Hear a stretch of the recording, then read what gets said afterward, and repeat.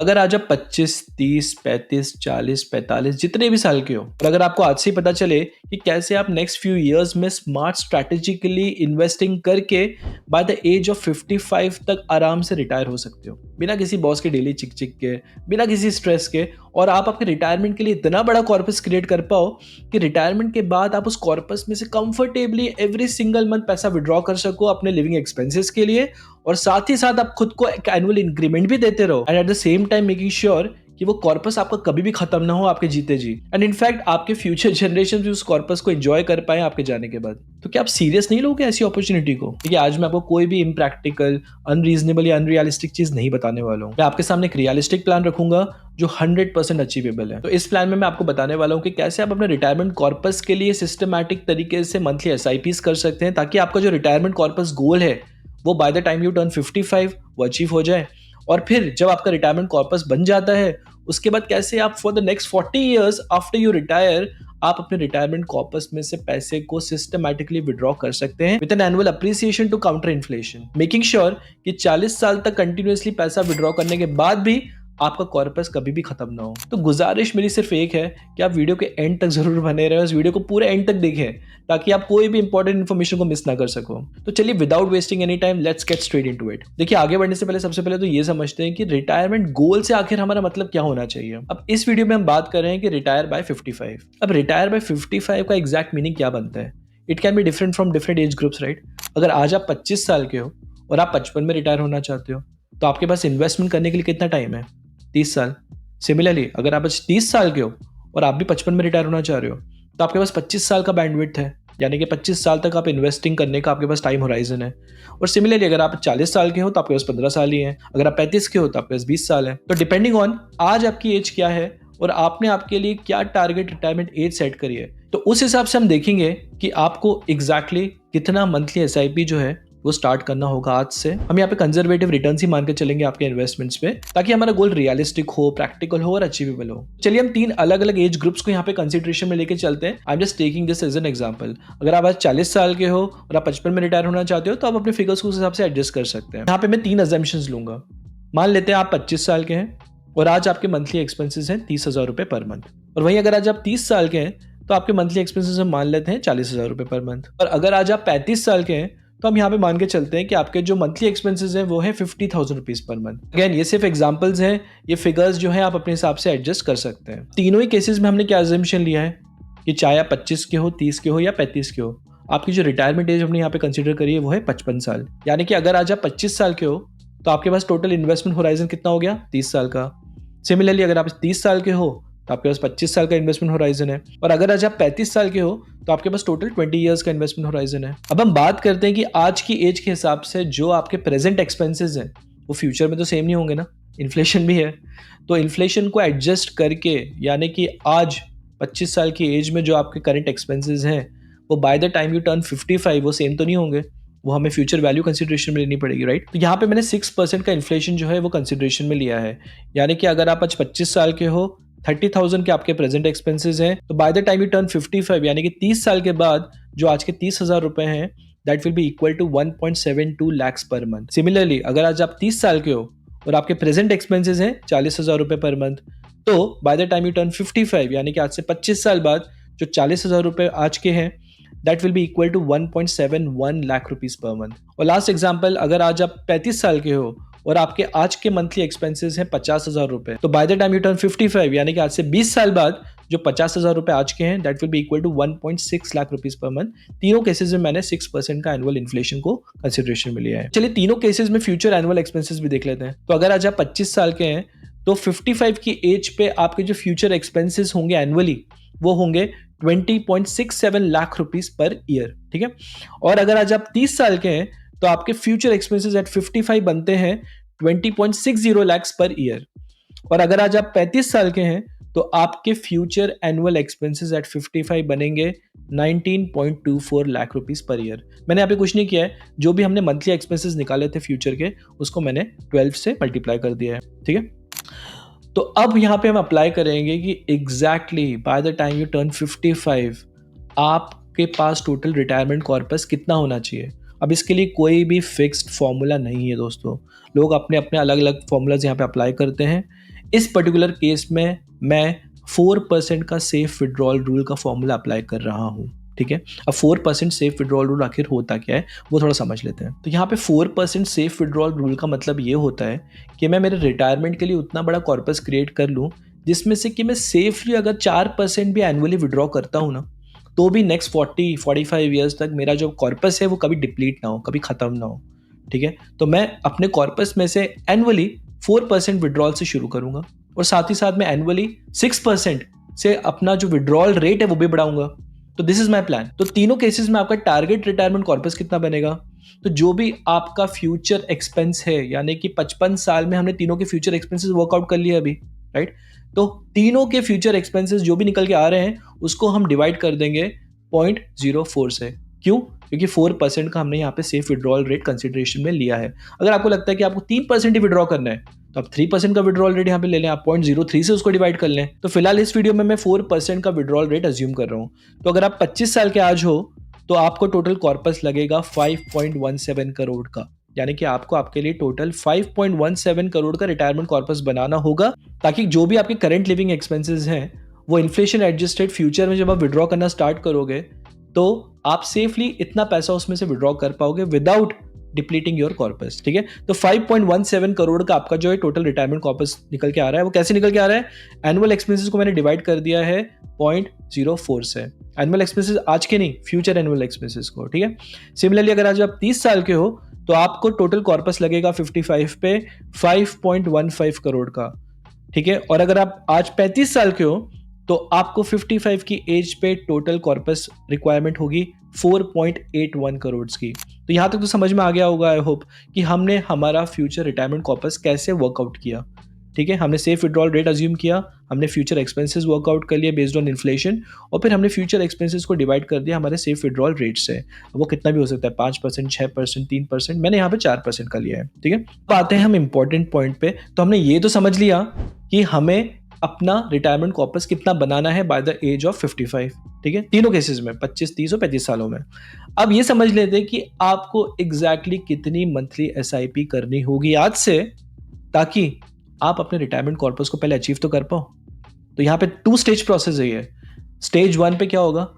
We are building towards your retirement corpus, यानी कि we are making investments to get to your retirement corpus. और stage 2 होगा कि हम रिटायरमेंट कॉर्पस में से सेफ विड्रॉल करके एसडब्ल्यूपीस के थ्रू पैसा जो है एवरी सिंगल मंथ इंजॉय करेंगे, ताकि हमारा कॉर्पस भी बढ़ता रहे, एट द सेम टाइम हम हमारे लाइफस्टाइल एक्सपेंसेस को भी आराम से मीट कर पाए। तो चलिए स्टेज 1 की सबसे पहले बात कर लेते हैं, जहां पे हमें एसआईपीस के थ्रू सिस्टमैटिक इन्वेस्टिंग करके अपना टारगेट रिटायरमेंट कॉर्पस अचीव करना है।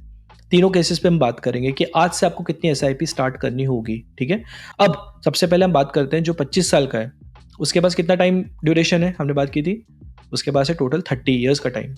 जितनी जल्दी आप शुरू करोगे उतना ही कम अमाउंट आपको आज से इन्वेस्ट करना होगा। सिंपल गणित है यहाँ पे, ठीक है। यहाँ पे एनुअल स्टेप अप मैं नहीं मान के चल रहा हूँ, हम बोलते हैं यहाँ 0, आप कोई स्टेप अप नहीं कर रहे हो, ठीक है। एक्सपेक्टेड रिटर्न रेट यहाँ पे मैं कंजर्वेटिव 12% का ही मान के चलता हूँ। बहुत सारे लोग 15% पे लगाते हैं, 18% पे लगाते हैं, मेरे हिसाब से वो रियलिस्टिक नहीं है, प्रैक्टिकल नहीं है। आप कंजर्वेटिव जितना रख सकें उतना रखिए। 10% रखना 10% रखिए। मैं फिलहाल 12% का यहाँ पे कंजर्वेटिव एक एस्टिमेट यहाँ पे चल रहा हूँ कि आप अगर इंडेक्स फंड में भी इन्वेस्ट कर रहे हो आज से, जो आपको हिस्टोरिकली उसने 12% के रिटर्न्स दिए हैं और हम अज्यूम कर रहे हैं कि फ्यूचर में भी वो 12% का आपको रिटर्न्स बना के देगा, तो वही अजम्पशन से हम आगे बढ़ रहे हैं, ठीक है। अगर ज़्यादा रिटर्न्स मिलते तो और बेहतर है, आपको कम टाइम में आपका जो कॉर्पस है वो अचीव हो जाएगा, राइट। हम यहाँ पे कंजर्वेटिव एस्टिमेट मान के चल रहे हैं। तो आप आज 25 साल के हो, 30,000 के आपके लिविंग एक्सपेंसेस है, टोटल टारगेट रिटायरमेंट कॉर्पस हमने कितना बनाया था आपके लिए? 5.17 करोड़ का। वो कैसे बना था वो अभी हम देख चुके हैं, ठीक है। तो अगर हमें 5.17 करोड़ का कॉर्पस अचीव करना है, 30 साल का हमारे पास टाइम है, तो हम थोड़ी सी रिवर्स इंजीनियरिंग यहाँ पे करके देख रहे हैं कि हमें आज से कितना कंट्रीब्यूट करना होगा एवरी सिंगल मंथ। तो अगर आप आज से 15,600 यानी कि 15,600 रुपीज़ पर मंथ इन्वेस्ट करते हो, स्टेप अप भी यहाँ पे मैंने कंसिडरेशन में नहीं लिया है, 0% स्टेप अप लिया है, 12% का एक्सपेक्टेड रेट ऑफ रिटर्न है यहाँ पे, और 30 साल का टाइम होराइजन है। तो आप यहाँ पे देख सकते हैं टोटल आपने इन्वेस्ट कर दिया होगा 65,11,000 के आसपास, जिसने आपको लगभग 4.5 करोड़ के रिटर्न्स बना के दे दिए होंगे इन द नेक्स्ट 30 ईयर्स। और टोटल वैल्यू जो आपके कॉर्पस की बन जाएगी वो हो जाएगी 5.18 करोड़। ऑफ कोर्स ये टैक्स एडजस्टेड नहीं है, इसमें अगर आपको टैक्स फैक्टर्स भी कंसिडरेशन में लेने हैं तो आपको आपका जो मंथली कॉन्ट्रीब्यूशन अमाउंट है उस हिसाब से एडजस्ट करके बढ़ाना होगा, ठीक है। फिलहाल हम टैक्सेशन वगैरह को कंसिडरेशन में नहीं ले रहे हैं अभी इस एग्जाम्पल में, ठीक है। तो ये तो बात हुई अगर आप आज 25 साल के हो तो आपका टोटल रिटायरमेंट कॉर्पस अचीव करने के लिए आपको 15,600 रुपए जो है एसआईपी के through every single month invest करने होंगे। तो चलिए दूसरे केस स्टडी पे आते हैं। आज आप 30 साल के हो और हमने प्रेजेंट एक्सपेंसेस आपके कितने कंसिडरेशन में लिए थे, 40,000 रुपीज़ पर मंथ, ठीक है।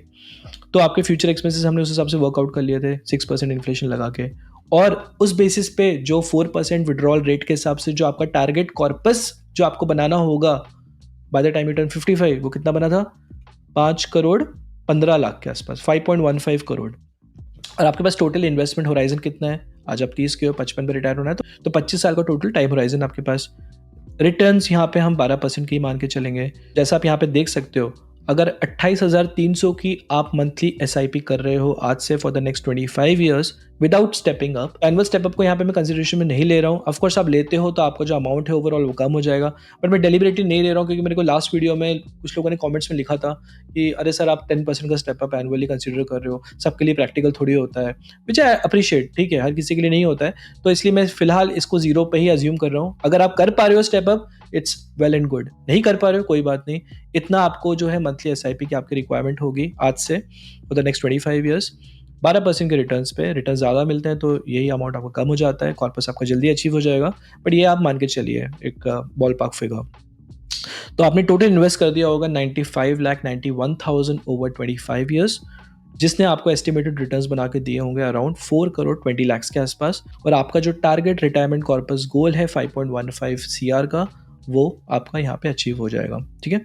और थर्ड एग्जांपल हम यहाँ पे लेके चलते हैं कि आज आप 35 साल के हो तो आपके पास ऑफकोर्स टाइम भी उतना नहीं है, आपके पास सिर्फ 20 साल ही अब इन्वेस्ट करने के लिए, तो यहाँ पे हम कर देते हैं इसको 20 साल। तो एज यूजुअल हमने यहाँ पे एनुअल स्टेप अप नहीं लिया है, तो टोटल मंथली इन्वेस्टमेंट जो आपको करना होगा आज से फॉर द नेक्स्ट 20 ईयर्स, आप 35 के हो, 55 पे रिटायर होना है, 20 साल का टाइम है, 49,300 रुपीज़ आपको आज से इन्वेस्ट करना स्टार्ट करना पड़ेगा फॉर द नेक्स्ट 20 ईयर्स, जिससे कि आपका जो टोटल कॉर्पस है, आपका रिटायरमेंट कॉर्पस इस केस में कितना था 35 साल की उम्र में, 4,81,00,000 का, ताकि आप आज के जो प्रेजेंट एक्सपेंसेस हैं वही एक्सपेंसेस जो है आप विड्रॉ करना स्टार्ट कर पाओ आपके कॉर्पस में से आफ्टर यू टर्न 55। आज के प्रेजेंट एक्सपेंसेस हमने कितने कंसिडरेशन में लिए हैं, 50,000। अगर कम है तो उस हिसाब से आपका जो रिटायरमेंट कॉर्पस अमाउंट है वो भी कम हो जाएगा। 49,300 रुपीज़ अगर आप इन्वेस्ट करते जाते हो फॉर द नेक्स्ट 20 ईयर्स, तो आप यहाँ पे देख सकते हैं टोटल इन्वेस्टमेंट आपने कर दिया होगा 1,30,00,000 के आसपास इन 20 ईयर्स, जिसने आपको लगभग 3.5 करोड़ के रिटर्न्स बना के दिए होंगे इन 20 ईयर्स। और 55 साल के जब आप हो जाओगे तो आपके पास लगभग 4,82,00,000 का टोटल कॉर्पस आपका बन जाएगा। ऑफ कोर्स यहाँ पे मैंने टैक्सेशन को कंसिडरेशन में नहीं लिया है, ठीक है, तो that is something you have to factor in as well. तो अभी हमने देखा कि तीनों केस स्टडीज में, यानी कि 25 साल, 30 साल और 35 साल के केसेस में आपको आज से एग्जैक्टली कितनी एसआईपी करनी होगी start without stepping up to reach your target retirement corpus. अब बात करते हैं कि स्टेज 1 पे आपने अपना रिटायरमेंट कॉर्पस बिल्ड किया थ्रू एसआईपीज। अब हम बात करेंगे स्टेज 2 की, जब आपका रिटायरमेंट कॉर्पस जो भी आपने टारगेट अपने लिए सेट किया है वो आपका अचीव हो चुका है।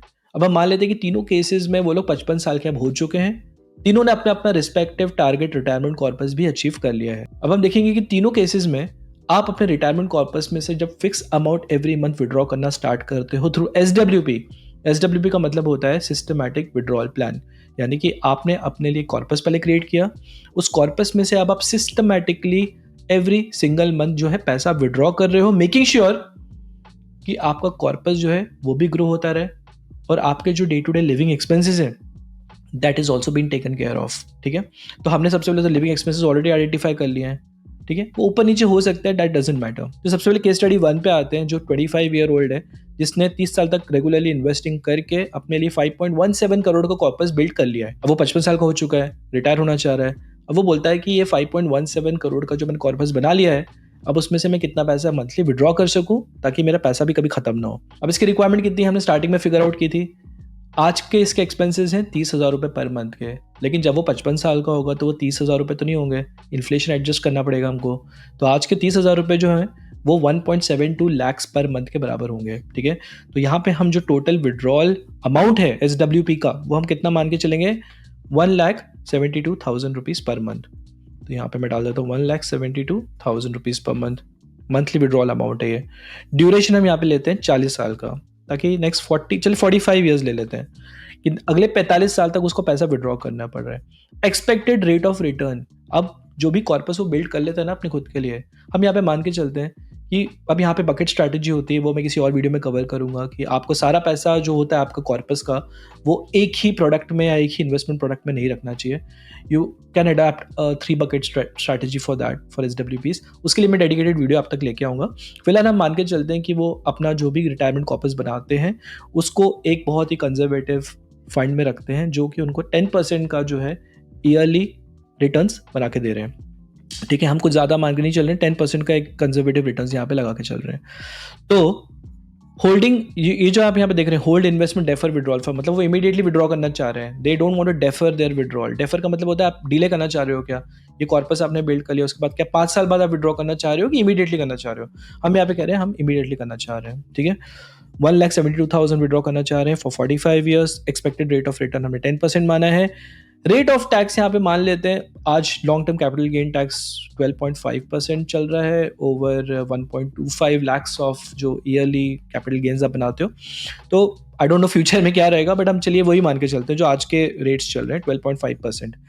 रेट ऑफ इन्फ्लेशन यानी कि 6% से अगर मान के चलते हैं कि इन्फ्लेशन आपका बढ़ रहा है तो 6% से आप चाहोगे कि आप आपका जो विड्रॉल अमाउंट है वो भी बढ़ाते रहें।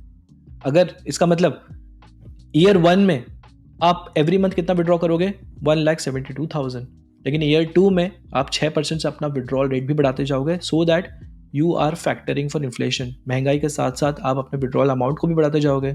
ठीक है, तो अब हम कैलकुलेट करते हैं। तो यहाँ पे आप रिजल्ट देख सकते हैं। टोटल इन्वेस्टमेंट यहाँ पे 5.17 करोड़ का। फर्स्ट SWP उन्होंने ली थी 1,72,000 की। लास्ट SWP जो लेंगे आफ्टर एडजस्टिंग फॉर 6% इन्फ्लेशन वो होगा 23,67,513 रुपीज़ की, क्योंकि यहाँ पे हमने SWP का अमाउंट सेम नहीं रखा है। हम बोल रहे हैं कि भैया एवरी ईयर 6% से आपका SWP भी बढ़ेगा। ठीक है, क्योंकि महंगाई भी बढ़ रही है। तो 45 साल के बाद जब वो अपनी फाइनल SWP ड्रॉ करेगा वो कितना करेगा 23,67,000 की। ड्यूरेशन यहाँ पे कितना लिया 45 ईयर्स का। Rate of return 10%। Total withdrawal यहाँ पे आप देख सकते हैं 44 करोड़ 12,98,125 का जो है टोटल विड्रॉल उन्होंने कर लिया होगा।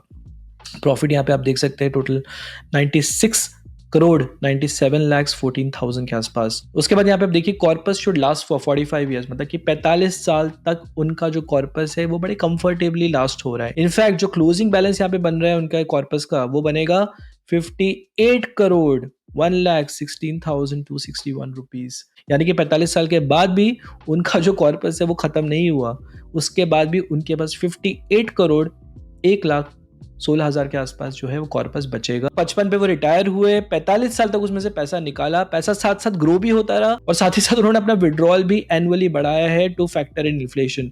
तो भी आप यहाँ पे रिजल्ट देख सकते हैं। उसके बाद भी 58 करोड़ के आसपास कॉर्पस बचता है उनके पास, जो उनकी नेक्स्ट जनरेशन एंजॉय कर सकती हैं। ठीक है, टैक्सेस ऑन कैपिटल गेन्स भी यहाँ पे हमने कंसिडर किया है। अगेन मैंने यहाँ पे 12.5% का लगाया है, तो इट्स नॉट नेसेसरी कि टैक्सेस उतने ही हो सकता है ज़्यादा होंगे या कम होंगे, we don't know. Taxes during SWP भी यहाँ पे लगाया है 45,96,000 के आसपास। टैक्स ऑन फाइनल रिडेम्पशन जो होगा वो बनेगा 6 करोड़ 60,52,000 का। तो हमने यहाँ पे टैक्सेस को भी कंसिडरेशन में ले लिया है। ठीक है, तो यहाँ पे आप ग्रोथ टेबल में देख सकते हैं कि अगस्त 2025 जब उन्होंने अपना विड्रॉल स्टार्ट किया था, कितने से स्टार्ट किया था 1,72,000 से। उसके बाद नेक्स्ट 12 मंथ तक वो अपना सेम विड्रॉल जो है वो करते गए। उसके बाद जैसे ही जुलाई 2026 में गए, यानी कि 1 साल बाद उन्होंने अपना विड्रॉल जो है वो 6% से बढ़ा दिया। यानी कि अब वो 1,72,000 विड्रॉ ना करके 1,82,320 जो है वो विड्रॉ करना स्टार्ट करते हैं। उसके बाद सिमिलरली फॉर नेक्स्ट 1 ईयर वो सेम अमाउंट विड्रॉ करते हैं। उसके बाद जुलाई 2027 में 1,93,000 स्टार्ट करते हैं। उसके बाद आते हैं हम सेकंड केस स्टडी, जहाँ पे 30 साल के आज आप हो, 55 में रिटायर हो रहे हो, आपकी टोटल कॉर्पस रिक्वायरमेंट हमने कितनी फिगर आउट की थी, आज के आपके एक्सपेंसेस है 40,000। उस बेसिस में आपके जो फ्यूचर एनुअल एक्सपेंसेस होंगे वो कितने होंगे इन्फ्लेशन एडजस्ट करके 1.71 लाख रुपीस। और आपकी टोटल कॉर्पस रिक्वायरमेंट जो बन रही थी वो कितनी बन रही थी 5.15 करोड़। ठीक है, तो यहाँ पे हम फिगर्स को जो है उस हिसाब से एडजस्ट कर लेते हैं, तो ज़्यादा कोई डिफरेंस नहीं दिख रहा है। तो 5.15 करोड़ जो है यहाँ पे हमने लगा दिया है। SWP अमाउंट के लिए कितना होगा 1,71,000। तो बहुत ज़्यादा डिफरेंस यहाँ पे नहीं आ रहा है। हम अगेन यहाँ पे 45 ईयर्स का टाइम होराइजन ले रहे हैं, टैक्स को 12.5% ले रहे हैं और रिटर्न्स को 10% कंसिडरेशन ले रहे हैं। तो यहाँ पे आप देख सकते हैं फर्स्ट SWP 1,71,000 की बनती है, लास्ट SWP 23,53,000 की बनती है। 45 साल का टाइम होराइजन है। क्लोजिंग बैलेंस यहाँ पे भी आप देख लीजिए 58 करोड़ का क्लोजिंग बैलेंस जो है ये बच जाता है। तो 25 साल के आज आप और 30 साल में हो और 55 में रिटायर होना चाह रहे हो, तो मोर और लेस जो आपकी कैलकुलेशन है वो सिमिलर ही है, ठीक है। थोड़ा बहुत ही डिफरेंस आ रहा है टोटल कॉर्पस रिक्वायरमेंट में भी।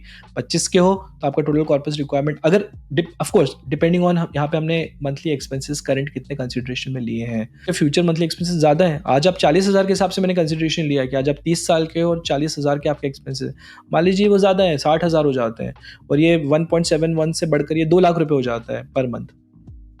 उस टाइम के फ्यूचर के 2 लाख रुपए, आज के 2 लाख नहीं है, फ्यूचर के 2 लाख, ठीक है। तो आपका जो अमाउंट है उस हिसाब से हम रिकैलकुलेट कर लेते हैं। तो यहाँ पे आप देख सकते हैं उसके बाद भी वो अपने कॉर्पस में से कंफर्टेबली 2 लाख रुपए से स्टार्ट करके 6% से बढ़ाकर अपना जो कॉर्पस है उसमें से पैसा बड़े आसानी से विड्रॉ कर पा रहे हैं। और after 45 years in spite of withdrawing all that amount, तो भी उनके पास 4,65,09,000 के आसपास का कॉर्पस बच जाता है, ठीक है। तो रूल सिंपल है, आप जितना लोअर विड्रॉल रेट अपने रखेंगे कॉर्पस में से उतना ही लॉन्जेटिविटी जो है आपके कॉर्पस की बनेगी, ठीक है। अब आते हैं सिनेरियो नंबर 3 पे, जो कि आज आप 35 साल के हो, आज के एक्सपेंसेस हमने माने हैं आपके 50,000 के, तो फ्यूचर एक्सपेंसेस 55 साल पे आपके बनते हैं at 6% inflation 1.6 lakh rupees per month, ठीक है। अगर 50,000 रुपये आज के आपके लिविंग एक्सपेंसेस हैं तो, और आपकी जो टोटल कॉर्पस रिक्वायरमेंट वो कितनी बन रही थी, 4,81,00,000 के आसपास, ठीक है। तो यहाँ पे हम इसको कम कर देते हैं, 4,81,00,000 बना देते हैं इसको, 4,81,00,000, और जो आपका SWP अमाउंट है वो बन जाएगा 1,60,000 का। इन्वेस्टमेंट ड्यूरेशन हमने अगेन 45 साल का ले लिया है और एक्सपेक्टेड रेट ऑफ रिटर्न 10% ही है, रेट ऑफ टैक्स 12.5% है और रेट ऑफ इन्फ्लेशन 6% है। तो फटाफट कैलकुलेशन करके देख लेते हैं। तो ये आपका स्टार्टिंग इन्वेस्टमेंट अमाउंट था। फर्स्ट SWP आपने निकाली है 1,60,000 की, लास्ट SWP आपने निकाली होगी 22 लाख के आसपास। 45 ईयर्स तक आप निकालते रहे पैसा उसमें से, टोटल विड्रॉल आपने कर दिया होगा 41 करोड़ के आसपास का, और 90 करोड़ के ऊपर का तो आपका प्रॉफिट ही हो गया। और बड़े कंफर्टेबली 45 साल तक आपका कॉर्पस जो है वो लास्ट हो जाएगा टिल ईयर 2070। क्लोजिंग बैलेंस आपके कॉर्पस का रहेगा 54 करोड़ 1,51,000, और टैक्स ऑन कैपिटल गेन्स जो आपने पे कर दिए होंगे ड्यूरिंग SWP वो होगा 42,76,000 एट 12.5%। मैंने यहाँ पे टैक्स कंसिडर किया था। और टैक्स ऑन फाइनल रिडेम्पशन जो होगा वो बनता है आपका 6 करोड़ 15 लाख के आसपास, ठीक है। और यहाँ पे आप नीचे देख सकते हैं ग्रोथ टेबल में आपने स्टार्ट किया था 1,60,000 से अपना विड्रॉल करना, उसके बाद 1 साल के बाद आपने बढ़ा के 6% से बढ़ा के 1,69,600 रुपये विड्रॉ करना स्टार्ट किया, and so on and so fourth. आप ईयर 2070 तक जब तक जाएंगे आप देख सकते हैं आप कितना विड्रॉ कर रहे होगे अपने कॉर्पस में से। देखिए यहाँ पे आप मंथली विड्रॉ कर रहे होगे 20,77,677 इन जुलाई 2069। तो आप अपना SWP अमाउंट हमने सेम ही रखा है, हम बढ़ाते गए उसको 6% से, right, to be more realistic and practical. जैसा कि अभी हमने देखा कि 25, 30, 35 जब भी आप अपने रिटायरमेंट जर्नी के लिए प्लानिंग शुरू कर रहे हो, जितना ज़्यादा आप वक्त दोगे आपके इन्वेस्टमेंट्स को ग्रो करने के लिए, उतने ही जल्दी आप अपने रिटायरमेंट कॉर्पस के गोल को अचीव कर पाओगे। दोस्तों उम्मीद करता हूँ कि आपको ये वीडियो पसंद आया होगा। अगर आया है तो प्लीज़ कमेंट करके ज़रूर बताएं कि आपने आपके लिए एग्जैक्ट रिटायरमेंट कॉर्पस गोल क्या सेट किया है। और हाँ, अगर आपने इस चैनल को अभी तक सब्सक्राइब नहीं किया है तो क्या कर रहे हो यार, सब्सक्राइब कर दो। It takes a lot of effort to make these videos. तो चलिए दोस्तों, मैं आपसे जल्दी मिलता हूँ एक और सुपर्ब इंटरेस्टिंग वीडियो में। Till then you take good care of yourself. This is me Prateek signing off from investing with, over and out.